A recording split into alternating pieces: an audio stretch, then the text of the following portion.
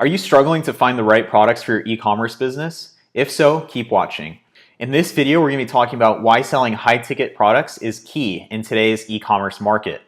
Hey guys, my name's Christian Dell. I'm a seven-figure e-commerce entrepreneur, and I hope to give you some insight as far as how to select products and what types of products you should be looking at when you're conducting product research. So over the years, I've tested all types of products through my e-commerce businesses.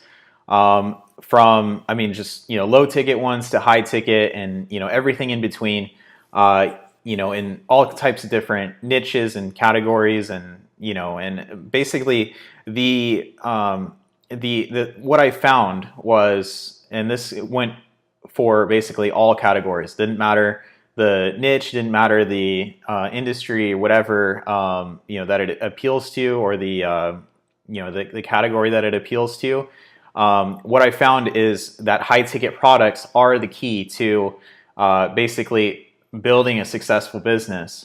And I'm going to give you a few reasons why. So the first reason is high ticket products have the best margins. So, and this isn't always the case, but in general, a high ticket product is going to have a better margin than a low ticket product, just because you have a lot more to play with. Your cheap product has a certain amount of costs that are like hard costs that are not going to be too much different from your high ticket product.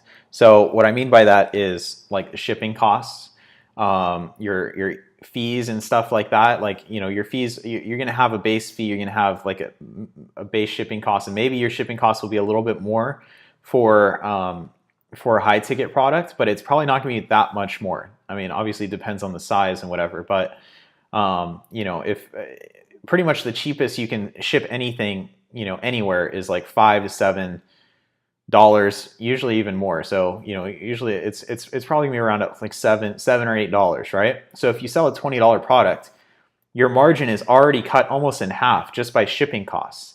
Then you have the product cost itself, which is, if say you're getting at 20% of what you're selling it for, you have a 5 times profit margin in it. It means you're paying $4 for it, right?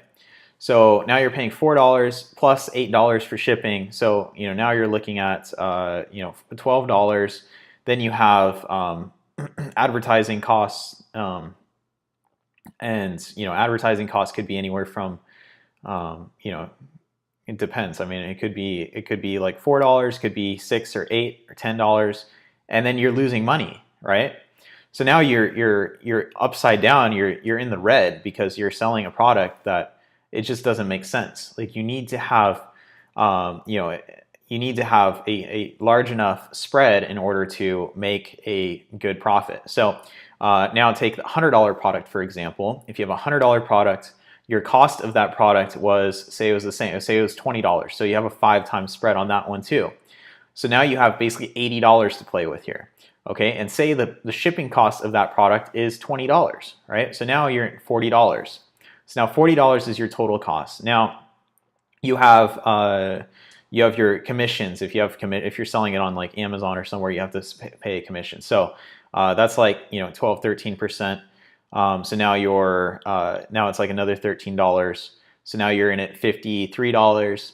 Then you have your advertising costs, which is maybe $20, and that's probably on the high end. So now you're at 70 something, say 75, processing, whatever. So like $75, and then you have a $25 margin or $25 profit. So that's your profit. Now you have a profit because you have enough spread in the in your product price to be able to allow you to have a good profit. And so the next thing is selling a high ticket product is really not that much harder than selling a low ticket product. Okay, and I know it's like, well, how can that be? You're probably thinking, but really, when you're trying to make someone take an action such as conversion and get their wallet out, basically to pay you and buy something from you, that is the primary challenge. So getting someone to actually pull their wallet out and check out and place an order with you is the primary challenge.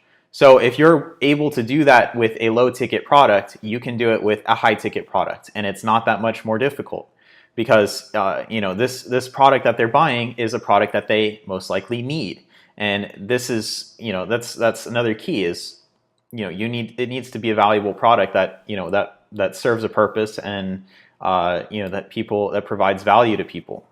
So you can't just go find some crazy fidget spinner that's like really elaborate and made of gold and think that you're going to sell it and make a huge profit on it.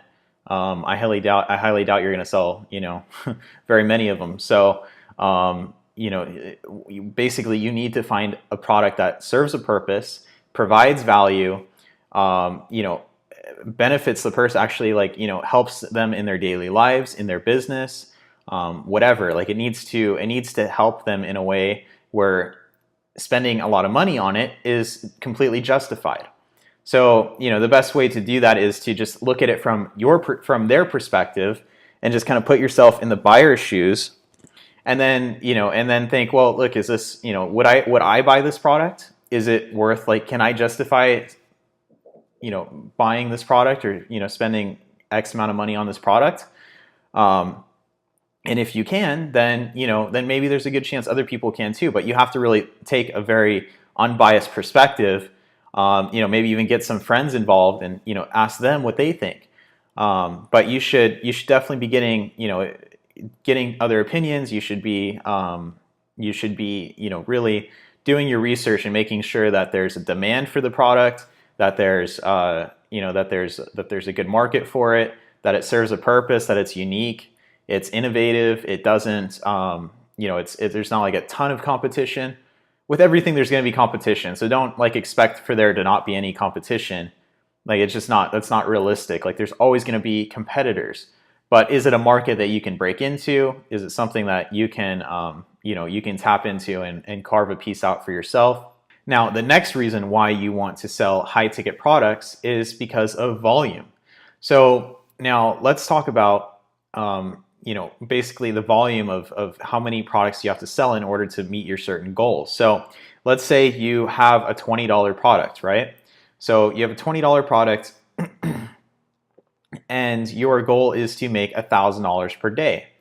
How many of those products do you need to sell in a single day to make $1,000? 50, right?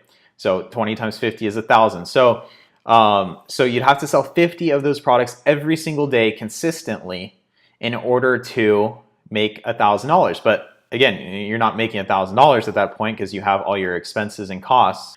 And with a product like that, your margins are very small. So maybe you're making of $1,000, you're probably only making like 200 to 250 bucks, or maybe less, even 150 to 250 bucks, I would say, in actual net profit.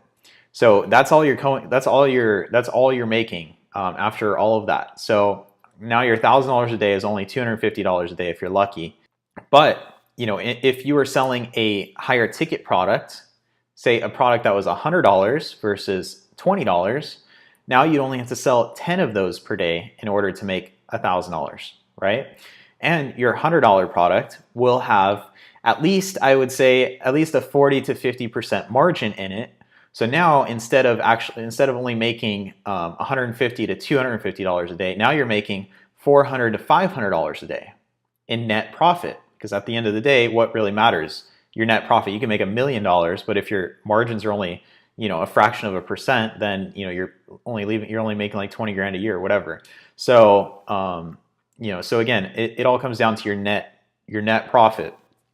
So that's why higher ticket products are better, because one, you don't have to drive as much traffic to your website. You don't need to sell as many. You don't have to have the same volume. And if you do have the same volume, say you can sell 50 of that $100 product per day, now you're making $5,000 per day versus $1,000 with that cheap product, right? So so that's why the key is to use high ticket products. Now, you could do a combination of both. You could sell high ticket products and then have like upsells and downsells and sell lower price products which I do and I highly suggest doing. But that's a little more advanced, and that's something that you can do later on down the road. And you basically add on more products to increase your average order value and basically get as much out of each customer as possible. And that's something that's essential to do in your business. But again, that's not what we're talking about right now. So basically, you want to focus on high ticket products with a good demand that you can basically dominate the niche of. So dominate that micro niche. So by taking that type of strategy, that's how you win in e-commerce, especially in today's market. All right, guys, so that's basically it. I hope that makes sense. If you have any questions, just leave a comment down below. I'll be happy to answer, respond, and look forward to seeing you in the next video.